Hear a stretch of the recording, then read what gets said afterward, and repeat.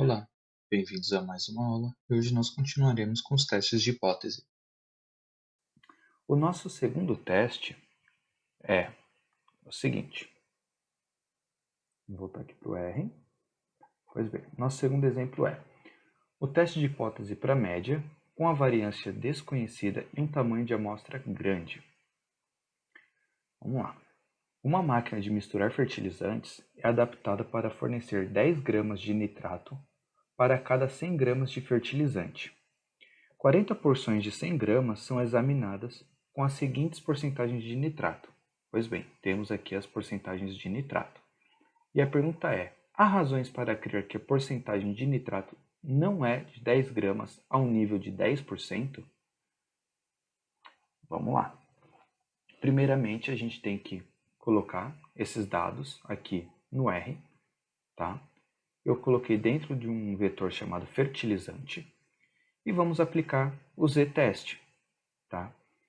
Primeiramente, em x vai o meu vetor fertilizante, o μ é a minha média populacional, que ele diz aqui em cima, que é para fornecer 10 gramas, e o nosso desvio padrão, como nós não temos a informação populacional, nós colocamos o desvio padrão amostral dessa amostra, o nível de confiança de 90%, porque ele pediu um nível de significância de 10%, então seria 1 menos esse valor. E alternative two-sided, porque também é um teste bilateral. Rodando esse teste, nós temos esta saída, que aí eu vou voltar para o PDF para a gente poder analisar direitinho. Bem, aqui é a mesma questão, tá? A saída é exatamente a mesma e nós vamos interpretar ele com base também no p-valor. O p-valor que foi nos fornecido foi de 0,1154, certo? Ele é maior ou menor do que o nosso nível de significância? É maior. Então, como ele é maior, nós vimos lá naquela tabelinha que nós não rejeitamos H0, certo? Então, com base na amostra que a gente tem do nível de fertilizante, a gente tem a seguinte conclusão: não rejeitamos H0 ao nível de significância de 10%, ou seja, não há razões para crer que a porcentagem de nitrato não é de 10%. Ou seja, a gente pode dizer que na amostra, por mais que tenham valores, está sendo colocado 10% de nitrato em todos os pacotinhos de fertilizante. Tá? Vamos para o segundo exemplo. Bem, agora é um teste de hipótese para a média com a variância desconhecida e um tamanho de amostra pequena. É o seguinte exemplo. Os registros dos últimos anos de um colégio atestam para os calouros admitidos uma nota média de 115, certo? Num teste vocacional. Para testar a hipótese de que a média da nova turma é a mesma das turmas anteriores, foi retirada ao acaso uma amostra de 10 notas. E a gente tem que considerar um alfa de 0,05, ou seja, um nível de significância de 5%, para a gente poder comparar se a nova turma ela tem a mesma média das turmas anteriores. Tá?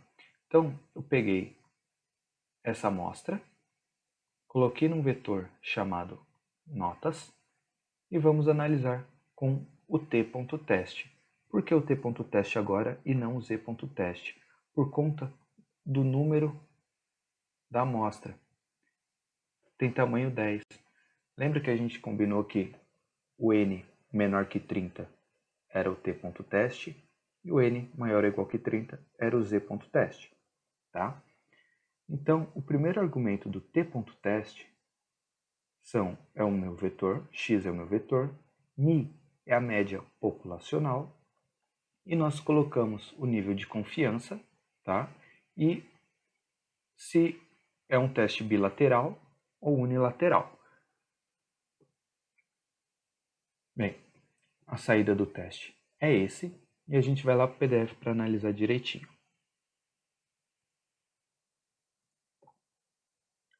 Bem, aqui é o mesmo caso, tá? A saída é essa aqui, e nós temos o seguinte valorzinho aqui, ó. Vamos olhar o p-valor. É de 0,12. 0,12 ele é maior que 0,05, que é o nosso nível de significância.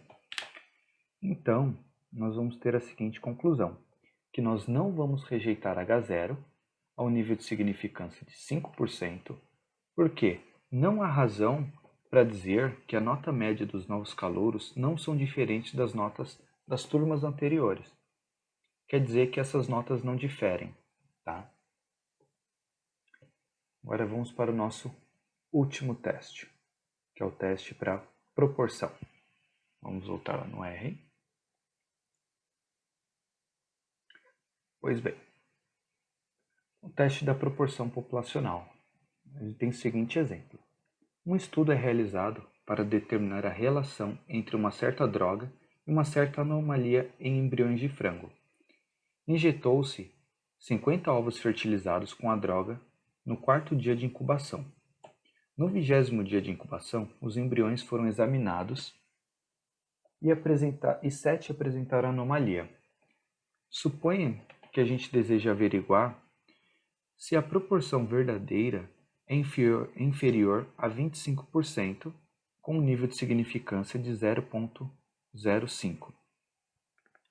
Pois bem, como é um teste da proporção, eu vou colocar aqui x, que é o meu caso, é 7, porque 7 apresentaram anomalia, n é o 50, porque tenho 50 ovos, e p é a proporção, que é quem? É x sobre n, certo? Vamos tirar uma proporção. E aí, assim como a gente fez um teste no intervalo de confiança para a proporção, eu vou criar um vetor, tá?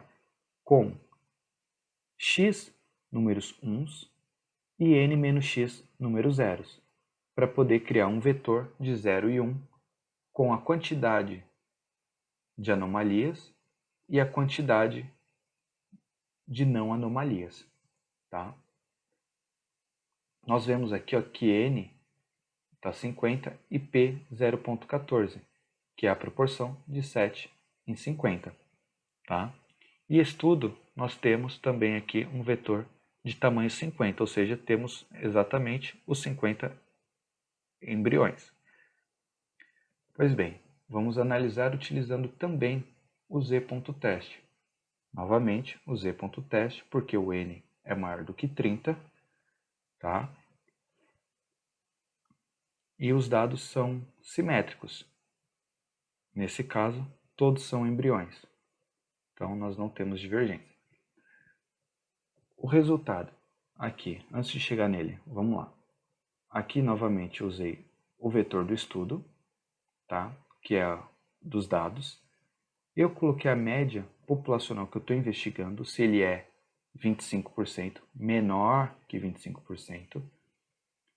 O desvio padrão, eu coloquei o desvio padrão da minha amostra, a um nível de confiança de 95%.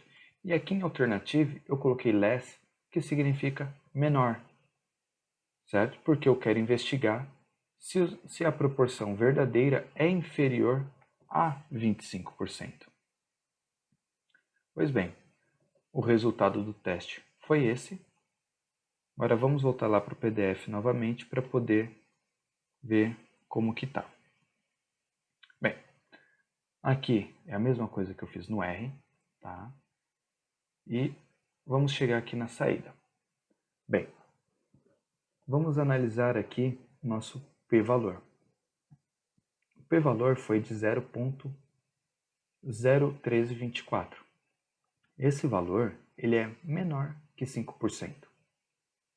Então a gente pode crer que